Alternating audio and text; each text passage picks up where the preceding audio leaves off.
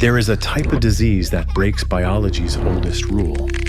It spreads without genes. 1957, South Pacific rainforest. A woman suddenly twitched while laughing. The tribe called Kuru. Soon, she lost the ability to swallow, starved to death.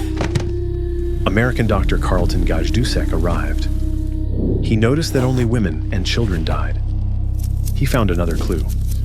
At the funeral feasts, women ate the skulls of the dead and share it with children. They believed it would free the soul. It wasn't sacred. It was a party for death. Two clues connected. Gajdusek knew the answer was in the brain. He sent samples to the lab. The scene under microscope made everyone freeze. No live pathogen. The brain tissue full of holes. It looked like a rotten sponge. Veterinarian William Hadlow saw the photo. He shouted, "This is exactly the same as those mad sheep." In British farms, sick sheep frantically scratched until their skin broke. Hadlow astutely pointed out, Kuru and Scrapie looked the same. Both were highly contagious. Gajdusek injected brain fluid from Kuru victim into a chimpanzee. 18 months passed. Then the chimp began to shake. It confirmed Kuru brain tissue was infectious. It had a long incubation period. Gajdusek won the Nobel Prize, but he died believing the killer was a slow virus.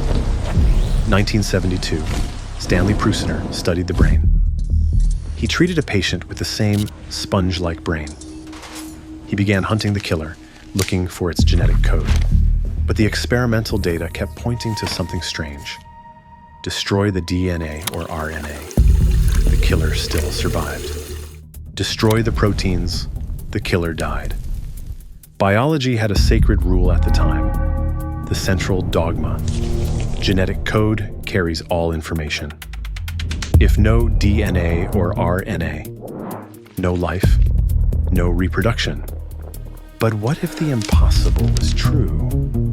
1982, Prusiner made a bold claim. The pathogen might have no genetic material. He published in Science.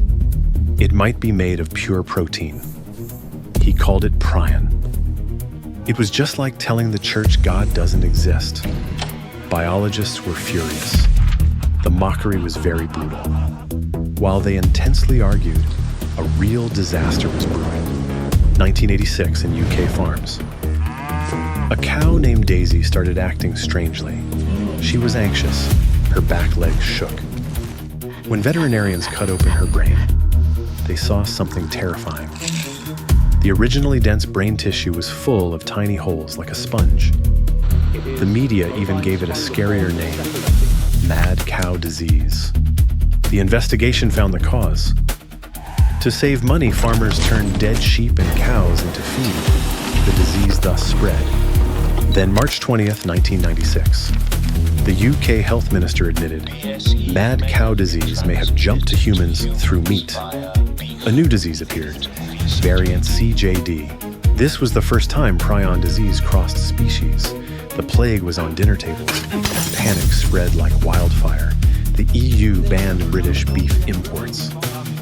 Every piece of meat could be a hidden killer. And all of this stems from that protein zombie wave in the microscopic world. Let's zoom into the molecular level. We all have normal prion proteins in our brains. They're folded like springs.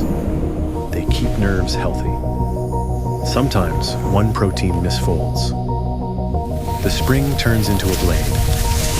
This is the bad prion. It escapes the cell's control. Like a zombie, when it hunts down normal proteins, it forces them to misfold too. They become new bad prions. Although the reaction is slow, but it builds. It still explodes. The bad prions clump together, forming hard amyloid plaques. These clumps clog and crush brain cells. Neurons die in large numbers. Inside the skull, a silent fire breaks out and destroys everything. Even after the death or cremation of the host, these misfolded shapes still survive. They hide in meat products and surgical tools. waiting for the next victim. They have no intent, no consciousness, just a shape, just a fold. And that shape can kill. Humanity fought back. The ban on feed cut the infection chain of mad cow disease. High-risk tissues were removed from food. Medical tools were sterilized with strong alkali at extreme heat, preventing single-source transmission. 1997, Prusiner won the Nobel Prize. This was not a reversal of the central dogma, but rather a profound expansion. Like Einstein didn't destroy Newton, he just drew a bigger map. Nature always finds a way beyond our best guesses.